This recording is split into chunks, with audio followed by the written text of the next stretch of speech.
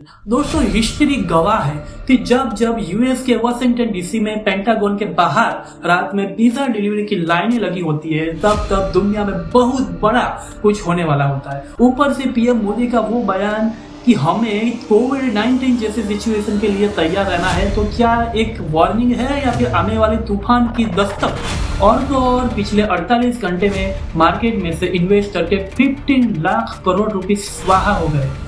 हालांकि हमने जब ईरान एंड यूएस का सबसे पहले वॉर स्टार्ट हुआ तभी हमने रील्स तय करके बताया था कि यहाँ से मार्केट और गिर सकता है, तो संभल जाना। एंड दूसरी दो और पॉसिबिलिटी हमने डिस्कस की थी कि हमने वहाँ पे बोला था कि ईरान जो है वो स्ट्रेट ऑफ हॉर्मुज़ पे कंट्रोल कर सकता है, जो उसने किया। एंड हमने एक रेयरेस्ट पॉसिबिलिटी भी वहाँ पे बताई थी कि यूएसए अपने ट्रूप्स ईरान में भेज के वहाँ पे कंट्रोल करने का ट्राई कर सकता है। तो अभी भी मार्केट में अगर जो भी न्यूज़ एंड सोर्सेज जो है वहाँ पे हम देखें तो ऐसा सुनने में आ रहा है कि यूएसए ने अपने ट्रूप्स ईरान की ओर भेज दिए हैं। तो इस वीडियो में भी आप वीडियो के अंत तक बने रहिए। हम काफी सारे एनालिसिस के थ्रू लॉजिकल डिस्कस करेंगे कि आगे क्या क्या डेवलपमेंट हो सकते हैं, तो बने रहिए वीडियो के अंत तक। अगर आपने सब्सक्राइब नहीं किया तो चैनल को सब्सक्राइब कीजिए। सबसे पहले तो हम लिंक समझते हैं कि मार्केट में क्या क्या हो रहा है, मार्केट क्यों गिर रहा है, गोल्ड क्यों गिर रहा है, वो सब रीजन समझ कर ट्राई करेंगे। तो हम सबसे पहले समझते हैं कि मार्केट क्यों गिर रहा है। तो ये जो क्रूड ऑयल वगैरह जो महंगा हुआ है, ये वॉर की वजह से, एंड ईरान ने स्ट्रेट ऑफ हॉर्मुज़ पे कंट्रोल कर दिया है, तो वहां से कोई भी शिप गुजरने नहीं दे रहा है। तो उसकी वजह से जो ऑयल है वो महंगा हो रहा है, जो $114 के करीब पहुंच गया था। एंड ऑयल महंगा हो रहा है तो पेट्रोल डॉलर की वजह से डॉलर मजबूत होते जा रहा है अपने रुपीस के मुताबिक।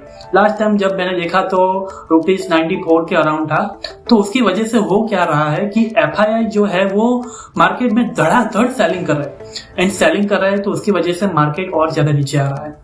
एंड कुछ बैंक का भी लास्ट टाइम हमने कुछ वीक में एक न्यूज आई थी कि एचडीएफसी के इंडिपेंडेंट जो डायरेक्टर है उन लोगों ने रिजाइन कर दिया बिकॉज ऑफ एथिकल इश्यूज वगैरह। एंड कोटक जो बैंक है उसकी भी कुछ एफडीज वगैरह का कुछ लोचा हो गया, वो हम आगे वीडियो में डिस्कस करेंगे कि क्या हुआ है। तो इसकी वजह से मार्केट और गिर रहा है। अभी गोल्ड क्यों गिर रहा है, तो गोल्ड तो भाई वॉर है तो सेफ हेवन के लिए गोल्ड बढ़ना चाहिए, बट वो बढ़ नहीं पा रहा है। उसका भी रीजंस है कि गोल्ड पहले तो बहुत ज्यादा बढ़ चुका था, तो अभी ये करेक्शन मोड में भी है। एंड दूसरा रीजन ये भी है कि ये जो पेट्रोल डॉलर की वजह से डॉलर करेंसी मजबूत होती जा रही है, तो लोगों ने क्या किया कि गोल्ड में से पैसा निकाल के डॉलर में डालना स्टार्ट कर दिया। उसकी वजह से भी ये गोल्ड गिर रहा है। एंड तीसरा रीजन गोल्ड गिरने का ये है कि कुछ ट्रेडर्स एंड इन्वेस्टर क्या करते हैं कि वो लिवरेज लेके काम करते हैं। तो जब भी वो पैसा नहीं चुका पाते तो ब्रोकर्स उसका जो माल है वो जबरदस्ती सेलिंग करना स्टार्ट कर देते हैं, तो वो सेलिंग में भी गोल्ड और ज्यादा गिर रहा है। तो ये रीजन थे कि मार्केट क्यों गिर रहा है एंड गोल्ड क्यों गिर रहा है। मार्केट गिरने का एक और रीजन भी था जो डिस्कस करने का रह गया कि निफ्टी 50 में सबसे ज्यादा वेटेज जो है तो वो है एचडीएफसी बैंक का। मतलब एक ऐसा स्टॉक है जो निफ्टी 50 में कुछ ज्यादा वेटेज वाला स्टॉक है। तो एचडीएफसी का स्टॉक गिरा। अभी एचडीएफसी का स्टॉक क्यों गिर रहा था, बिकॉज उनके जो इंडिपेंडेंट डायरेक्टर थे अतनु चक्रवर्ती, तो उन्होंने ट्विटर पे ट्वीट करके बताया कि मैं बैंक को छोड़ रहा हूँ बिकॉज वहाँ पे मेरे एथिक्स एंड वैल्यूज के हिसाब से काम नहीं हो रहा है। तो वहाँ पे इन्वेस्टर एंड ट्रेडर्स पैनिक में आ गए और ऐसा सोचने लगे कि भाई बैंक में कुछ ना कुछ गड़बड़ है। लेकिन बाद में आके जब सीईओ ने बताया कि ऐसा कुछ गड़बड़ नहीं है, एंड अतनु चक्रवर्ती ने भी ट्विटर में बोला था कि ये एथिक्स एंड वैल्यूज की वजह से तो मैं छोड़ रहा हूँ, बट ऐसा कुछ एचडीएफसी में गड़बड़ नहीं है। एंड आरबीआई ने भी कंफर्म किया था कि ऐसा कुछ गड़बड़ है, बट ट्रेडर्स एंड इन्वेस्टर जो थे वो पैनिक में आ गए थे। एंड उसकी वजह से बैंक एचडीएफसी बैंक गिरा था, एंड उसकी वजह से बैंक निफ्टी गिरा, एंड बैंक निफ्टी की वजह से निफ्टी 50 में और ज्यादा गिरावट आई थी। तो अगर हम दूसरे बैंक की भी बात करें तो कोटक बैंक का जो हरियाणा वाला ब्रांच था, तो वहां से गवर्नमेंट के अकाउंट में से 180 करोड़ रुपए की एफडी रातों रात गायब हो चुकी थी।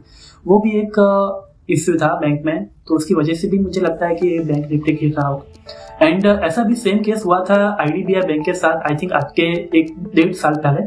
एंड आज से डेढ़ दो महीने पहले सेम केस हुआ था हरियाणा में ही पीएनबी बैंक के साथ। वहां पे 500 करोड़ रुपीस का फ्रॉड हुआ था बैंक को, हालांकि बैंक ने उसका प्रोविजनिंग करके रखा था। हमने वहां पे भी ये वीडियो बनाया था, अगर आपको वो वीडियो देखना है तो वो मैं अपने आई बटन पे लगा दूंगा। एंड अगर हम बात करें कि आगे और क्या क्या पॉसिबिलिटीज बन सकती है ये वॉर लाइक सिचुएशन में, तो पॉसिबिलिटी क्या बन सकती है, तो ईरान जो है वो अपने प्रॉक्सी ग्रुप जो है हौथीस, हमास एंड हिजबुल्लाह, तो वो हौथीस के थ्रू क्या कर सकता है कि यमन के आसपास का जो रूट है जो बोलते हैं रेड सी, एंड रेड सी वो सुएज कैनाल के थ्रू अपने यूरोप में कनेक्ट करती है। तो ईरान क्या कर सकता है कि यमन के जो हौथीस है उसको बोल के जो रेड सी वाला रास्ता है उसको भी ब्लॉक कर सकता है, तो उसकी वजह से जो ट्रेड्स के ऊपर बहुत ज्यादा इफेक्ट कर सकता है। एंड दूसरी पॉसिबिलिटी ये है कि हम जो ज्यादातर इंटरनेट यूज कर रहे हैं वो ऑप्टिकल फाइबर के थ्रू यूज कर रहे हैं, एंड वो मोस्टली समंदर के रास्ते से Strait of Hormuz and Red Sea के थ्रू एशिया के अंदर कनेक्ट कर रहा है।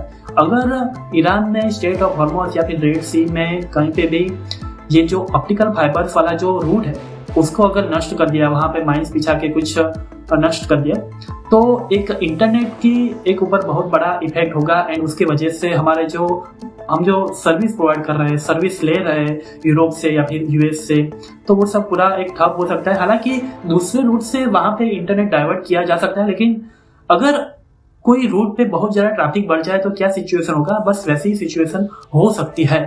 एंड तीसरी रेयरेस्ट पॉसिबिलिटी ये है कि यूएसए अपने ट्रूप्स ईरान में भेज के वहां पे कंट्रोल कर सकता है, जैसे कि उसने इराक में किया था सद्दाम हुसैन के साथ। वहां पे उसने इराक में सद्दाम हुसैन को बंधक बना लिया था, देन उसके वहां पे उसको निकाल के यूएसए की पपेट सरकार बिठा दी थी। तो ये भी एक रेयरेस्ट पॉसिबिलिटी है।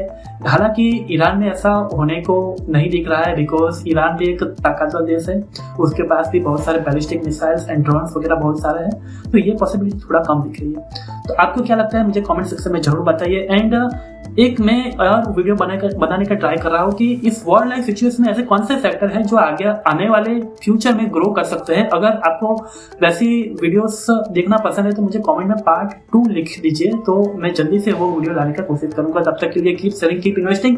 जय हिंद।